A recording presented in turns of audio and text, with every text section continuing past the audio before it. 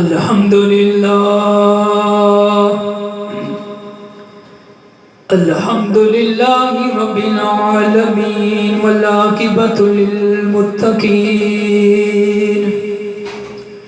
والصلاة والسلام علی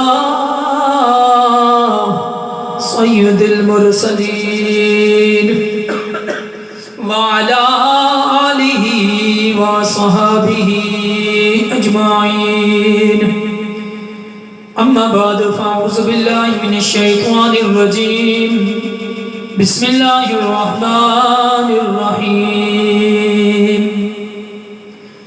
ان اللہ وملائکتہ یصلون علی النبی یا ایھا الذین آمنوا صلوا علیہ وسلموا تسلیما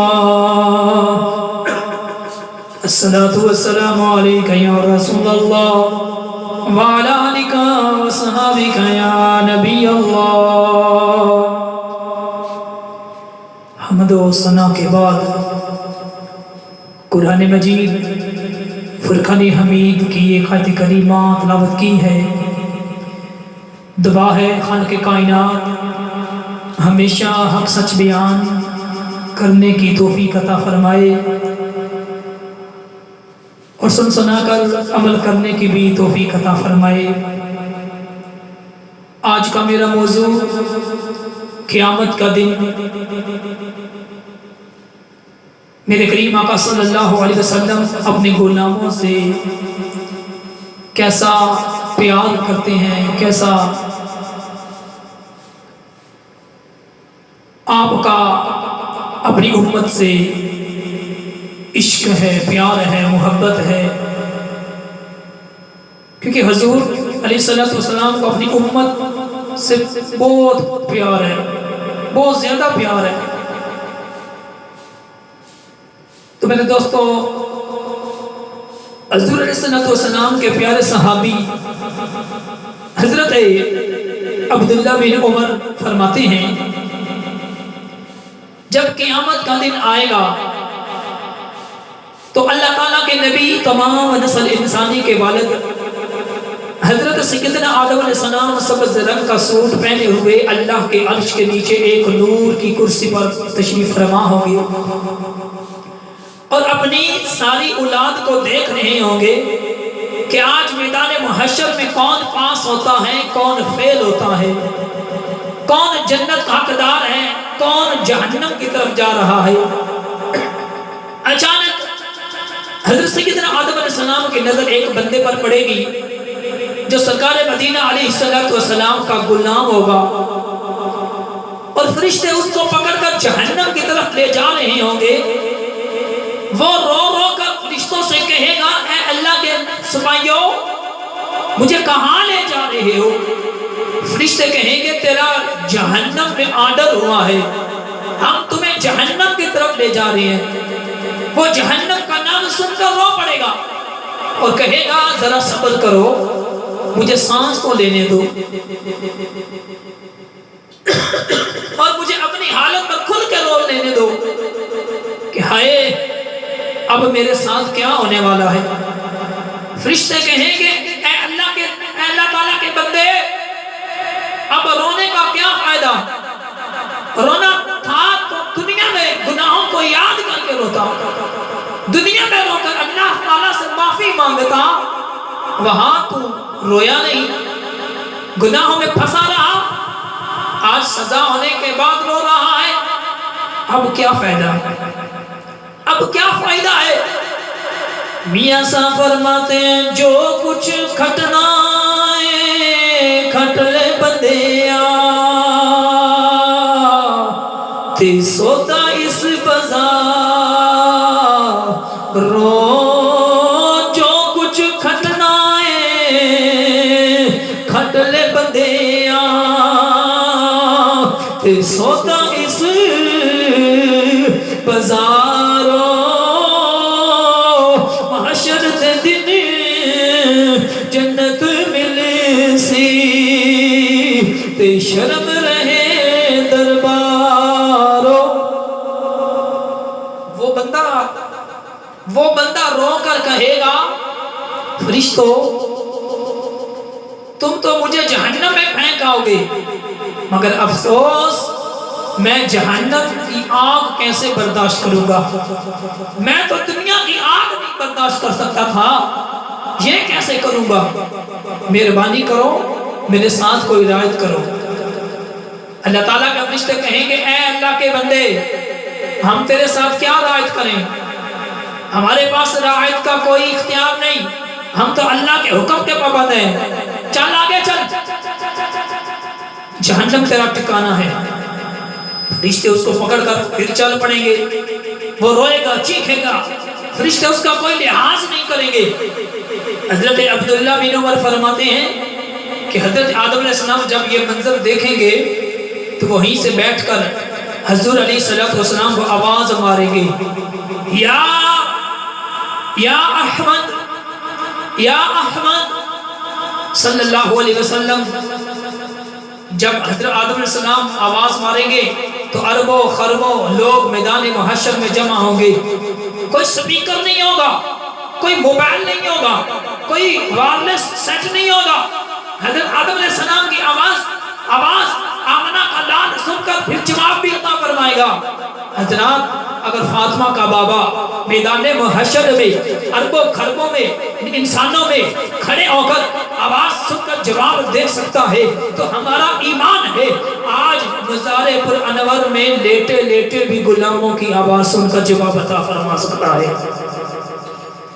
اعلیٰ حضرت فرماتے ہیں دور نزدیک کی سننے والے وہ کان لان کرامت پہ لاکھوں سلام، ہم یہاں سے پڑھے وہ مدینے سنے مصطفیٰ کی سماعت پہ لاکھوں سلام۔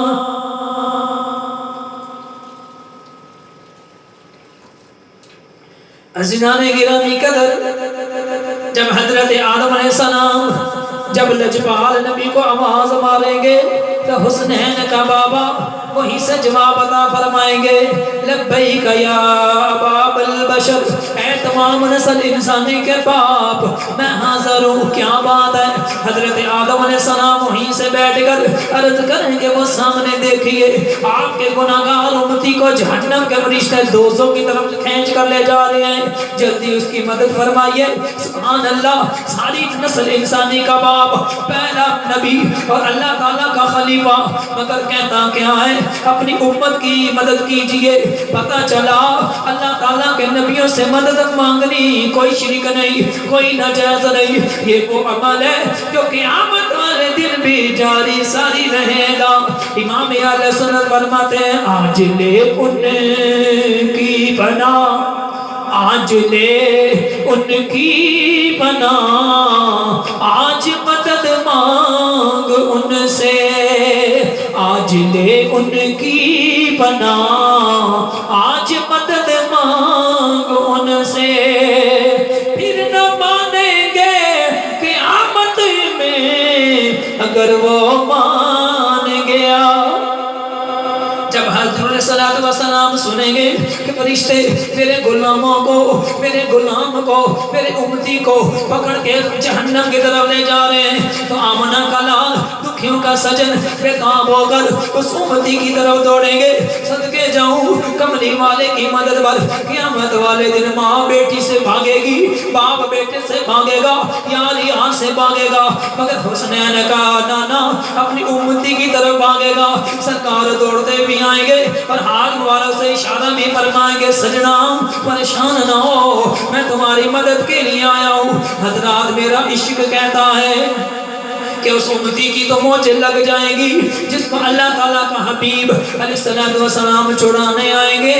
وہ مرید کتنا خوش نصیب ہے جس کی مدد کے لیے پیر پہنچے، وہ امتی کتنا خوش نصیب ہے جس کی مدد کے لیے سونا سونا سونا اللہ تعالیٰ کا حبیب پہنچے گا۔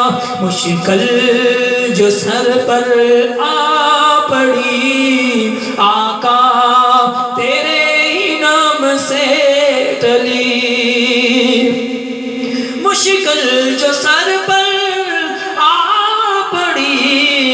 آقا تیرے ہی نام سے چلی، کیونکہ مشکل کشا ہے تیرا نام، صلی علی محمد۔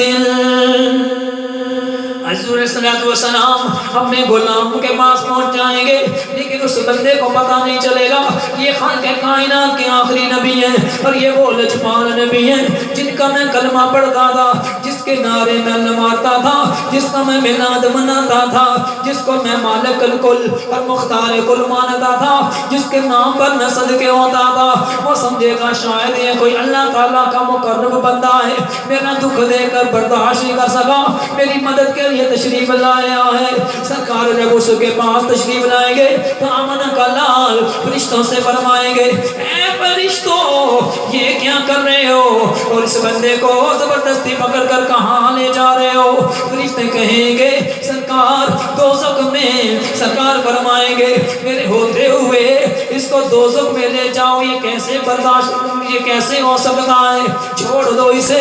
فرشتے کہیں گے سونیا ناراض نہ ہونا، ہم اللہ کے حکم کے پابند ہیں، جب تک اس کی طرف سے آرڈر نہ آئے گا ہم اسے چھوڑیں گے نہیں۔ جب فرشتے سرکار کو اتنی عزت اور ادب سے جواب دیں گے وہ بندہ بڑا حیران ہوگا، وہ دل میں کہے گا یار فرشتے اس بندے کا کتنا ادب کر رہے ہیں کہ لگتا ہے کہ اللہ تعالیٰ کی بارگاہ میں اس کا کوئی خاص مقام عزت ہے، اس لیے فرشتے اس کو جی جی کر کے جواب دے رہے ہیں۔ امید ہے اگر یہ بندہ میرے حمایت میں ڈٹا رہا تو میرا کام بن جائے گا، ہو سکتا ہے یہ مجھے جہنم سے بچا لے۔ ادھر وہ بندہ سوچے گا، ادھر غریبوں کا لجپال نبی اللہ تعالیٰ کی بارگاہ میں عرض کرے گا مولا کریم تو نے تو میرے ساتھ وعدہ فرمایا تھا، مولا سوف یعطیک ربک فترضی، اے میرے حبیب امت کے بارے میں دنیا اور آخرت کے بارے میں پریشان نہ ہوا کر، اللہ تعالیٰ تجھے اتنا عطا کرے گا، اتنا عطا فرمائے گا کہ تو اللہ تعالیٰ سے راضی ہو جائے گا۔ سونیا اچھا راضی کر رہا ہے، یہ فرشتے بھی میری بات نہیں مان رہے۔ سبحان اللہ، خالق کائنات کی قدرت مسکرا پڑے گی، اور اللہ تعالیٰ کا فرشتہ، اللہ تعالیٰ کا فرشتوں کو حکم ہوگا اے فرشتوں میرے حبیب کی ہر بات کو مانو، یار جیسا کہتا ہے ویسے ہی کر دو، کیونکہ اس کی رضائی میں ہماری رضا ہے۔ کلندر گولڈوی حضرت سیدنا پیر میرے علی شاہ صاحب فرماتے ہیں یعطی کا رب کا درست سا بتردا تھی ہے آس اساں، لجپال کرے سی پاس اساں وشفقات شفق ہی بڑیاں۔ سبحان اللہ، ما اکمالا کا، ما اجمالا کا، ما احسانا کا، کتھے مہر علی کتھے تیری سنا، اے گستاخ کی کتھے جا لڑیاں۔ تو میرے دوستو فرشتے اللہ تعالیٰ کا آرڈر سن کر اس بندے کو چھوڑ دیں گے۔ سبحان اللہ، دعا کرو کہ انشاءاللہ بندہ لاوارث نہ ہو، سایاں والا ہو، کسی کے پیچھے کوئی ہستی کا ہاتھ ضرور ہونا چاہیے۔ جب فرشتے اس کو چھوڑیں گے تو فاطمہ کا بابا فوراً اس مجرم کا ہاتھ پکڑ لے گا۔ سرکار اس مجرم کا ہاتھ پکڑ کر مسکرا کر اس کو حوصلہ دیں گے، سجنا پریشان نہ ہو، تکڑا ہو جا، تیرا کوئی کچھ نہیں بگاڑ سکتا، میں جو تیرے ساتھ ہوں۔ حضرات ایمانداری سے بتانا، مجرم جا رہا ہو جیل میں، پاکستان کا بادشاہ اس کا ہاتھ پکڑ کر اس کو حوصلہ دیتے کہ سجنا گھبرا نہیں، میں تیرے ساتھ ہوں، وہ جیل جا سکتا ہے نہیں۔ سوچو جب بندے کا ہاتھ پوری خدائی کا بادشاہ ہاتھ پکڑ لے وہ کیسے جہنم میں جا سکتا ہے۔ حضرت صلی اللہ علیہ وسلم جب اپنے غلام کو تسلی دیں گے تو وہ بندہ بڑا خوش ہوگا اور دل میں سوچے گا اب میرا بیڑا پار ہو گیا، کیونکہ یہ میرا حمایتی کوئی بڑے مرتبے والا اور درجے والا ہے۔ حضرت صلی اللہ علیہ وسلم پھر فرشتوں سے فرمائیں گے اچھا یہ بتاؤ کہ تم اس بندے کو جہنم کی طرف کیوں لے جا رہے ہو؟ فرشتے عرض کریں گے حضور اللہ تعالیٰ نے ہمیں حکم دیا ہے کہ اس کے عمل تولو، اگر نیک عمل زیادہ ہو تو اس کو جنت میں لے جاؤ، اگر برے عمل ہو تو جہنم کی طرف لے جاؤ۔ آقا جب ہم نے اس کے عمل تولے تو اس کی برائیاں زیادہ تھیں، اس لیے ہم اس کو جہنم میں لے جا رہے تھے۔ سرکار فرمائیں گے اچھا اب میرے ساتھ چلو، اس کے عمل دوبارہ تولو، میں بھی دیکھتا ہوں کہ میرے غلام کے عمل کم ہوتے کیسے ہیں۔ حضرت صلی اللہ علیہ وسلم اس امتی کو ساتھ لے کر عدل کے ترازو کے پاس تشریف لائیں گے۔ فرشتے اس کے عمل جب تولیں گے تو نیکیاں ایک پلڑے میں، برائیاں دوسرے پلڑے میں، ایک پارٹ میں نیکیاں دوسرے پارٹ میں برائیاں۔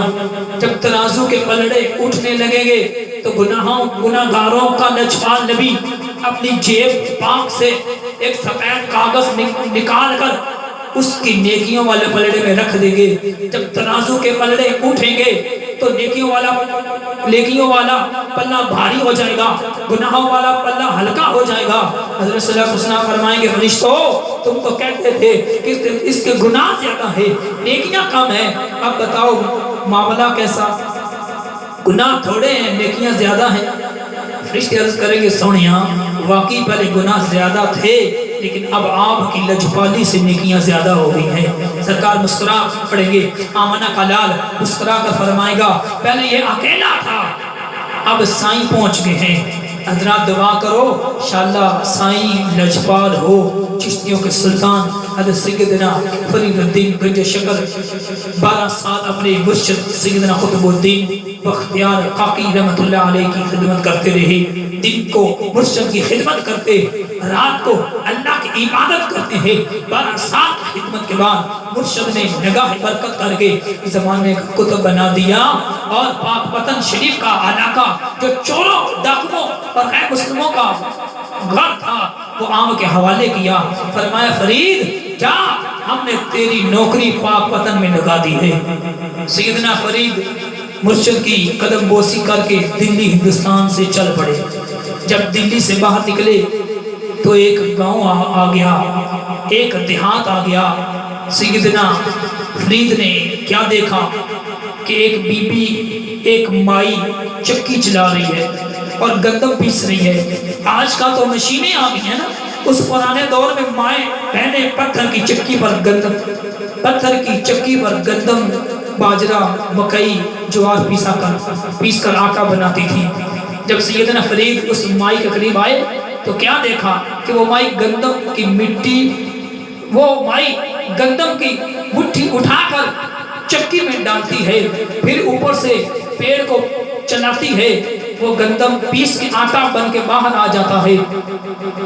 سیدنا فرید نے جب یہ منظر دیکھا تو قطب زمانہ کو آخرت یاد آ گئی کہ کیسے اللہ تعالیٰ گناہ گاروں کو جہنم کی چکی میں ڈالے گا۔ فرشتے جہنم کی چکی چلائیں گے، گناہ گار جب تک کباب بن جائیں گے۔ یہ بات سوچ کر سیدنا فرید کی آنکھوں میں آنسو آ گئی۔ تو ذات عظیم وقار ایک شعر میں سیدنا فرید کی ترجمانی کرتے ہوئے